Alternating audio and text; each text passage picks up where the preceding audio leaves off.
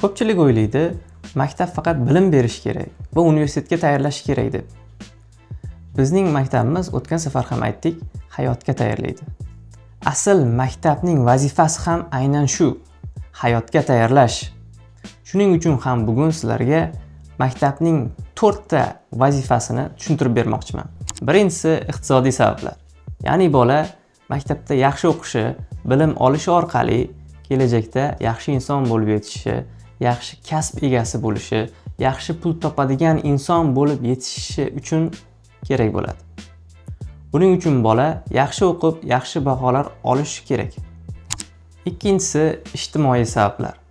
Ya'ni farzandingiz uyda o'zi qolib ham biror narsalar o'rganishi mumkin. Kitob orqali bilim olishi mumkin. YouTube'lardan kerakli narsalar o'rganishi mumkin. Lekin biz ijtimoiy mavjudotlarmiz. Maktabning eng asosiy ikkinchi vazifasi bu ijtimoiylashuvi. Ya'ni bola maktabda do'st orttirib, do'stlar bilan munosabat qilib, jamoaviy ishlashni o'rganishi kerak. Uchinchisi shaxsiy sabablar. Ya'ni bola maktabda o'zini shaxsiyatini rivojlantiradi. Menini shakllantiradi. O'zini taniydi. Boshqalarning kamchiliklarini ko'rib, o'zini tuzatadi. Bu xarakterni rivojlantirish deyiladi. To'rtinchisi madaniy sabablar.